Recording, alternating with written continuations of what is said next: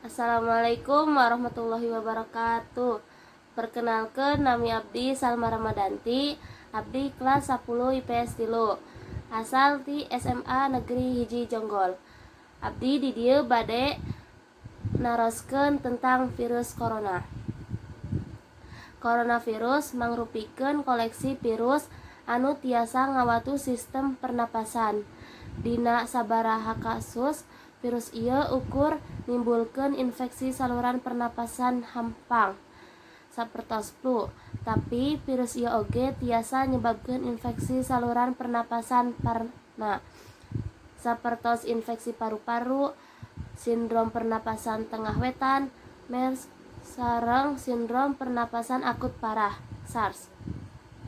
Sindrom pernapasan akut parah coronavirus 2 SARS-CoV-2 anu langkung dikenal salaku virus corona, mangrupikeun jinis coronavirus anu anyar dikirimkeun ka manusa. Virus ieu tiasa mangaruhan saha wae, boh orok, barudak, dewasa, manusa, sareng ibu-ibu asuhan.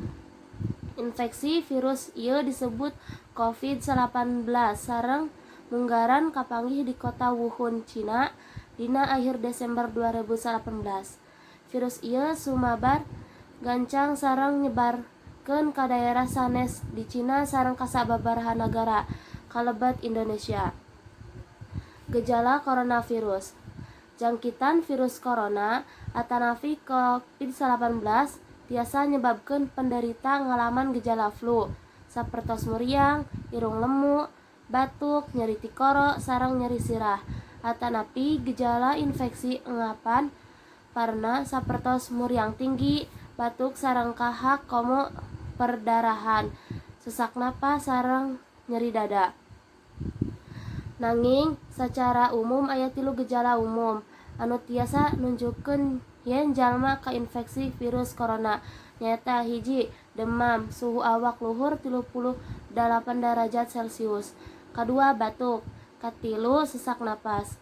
Numutkeun kana panilitian, gejala COVID-19 muncul dina 2 dinten ka 2 minggu santos paparan kana virus corona. Disangka yen corona mimitina dikirim ti sato ka manusa, tapi eta engke kapanggih yen virus corona oge ditularkeun ti manusa ka manusa. Virus corona tiasa nginfeksi saha wae, tapi pangaruhna bakal langkung bahaya atanapi lumangsung di jalma kolot, ibu hamil, jalma anu gering, atanapi jalma anu sistem kekebalan lemah. Pencegahan virus corona. Dugi ka ayeuna henteu aya vaksin pikeun nyegah infeksi virus corona atanapi COVID-19.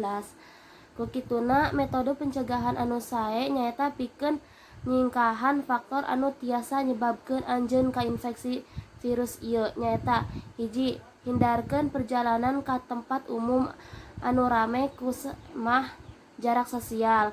Kadua, nganggo masker nalika ngalakukeun kagiatan di tempat umum atanapi balarea. Katilu, sacara rutin ngumbah panangan anjeun nganggo cai sareng sabun atanapi saniter tangan anu ngandung sahenteuna 60% alkohol saentos ngalakukeun kagiatan di luar bumi atanapi di tempat umum. Katilu, entong nyabak panon, cangkem sareng pangambung sateu acan ngumbah panangan. Kaopat, hindarkeun kontak sareng sato, utamina sato liar. Kalima, masak daging dugi ka saentos masak sateu acan ngonsumsi. Sakitu wae. Hatur nuhun. Wassalamualaikum warahmatullahi wabarakatuh.